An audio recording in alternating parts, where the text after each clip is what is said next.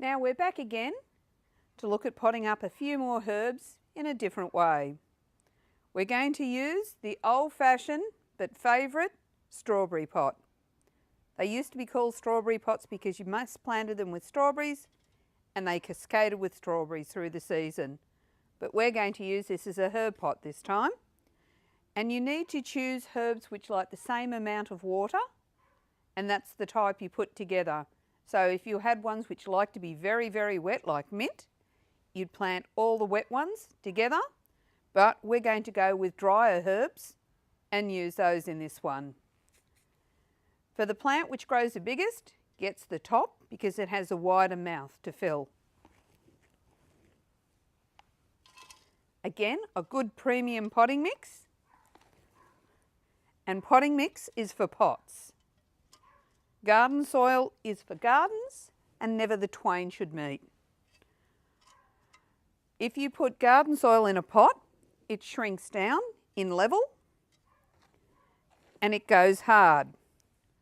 And if you put potting mix in the garden, it's very friable and water just runs straight through, so it doesn't hold the moisture.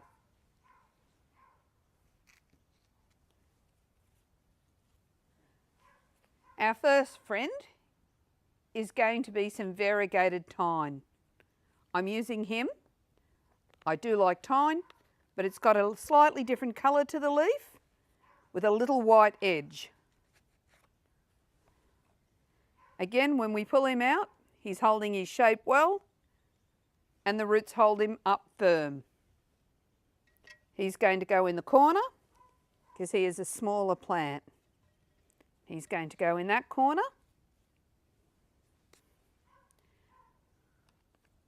We're going to use some chives.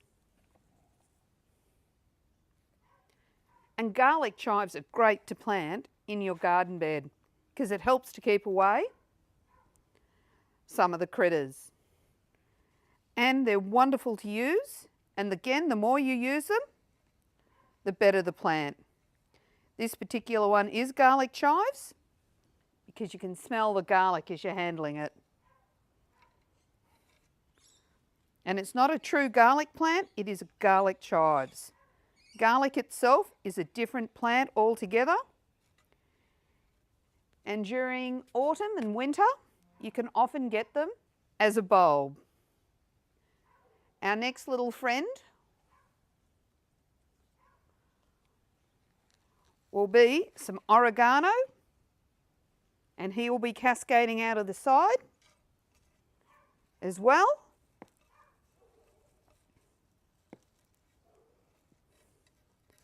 And for the top, to give it a bit more colour, we're going to use perennial lettuce. And I've gone for a red one, so we get some nice colour through.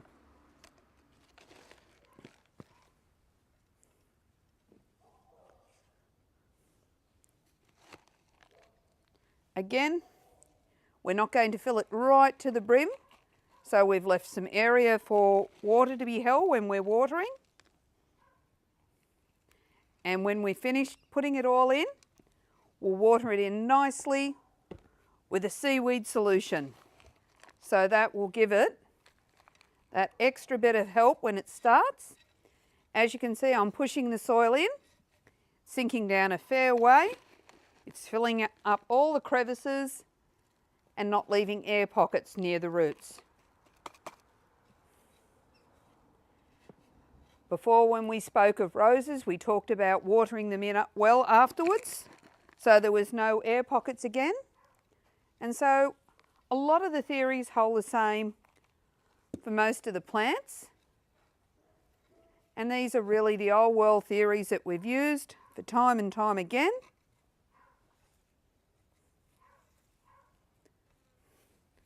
We're filling up all our wee gaps.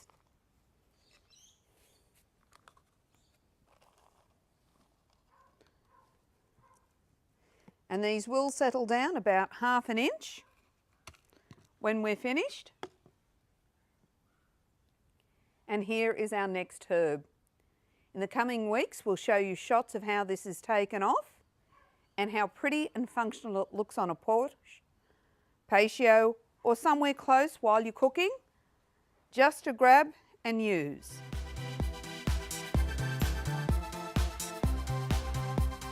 Join us next week on Blooming in Brisbane, where we ID this common azalea problem. I also visit some more open gardens.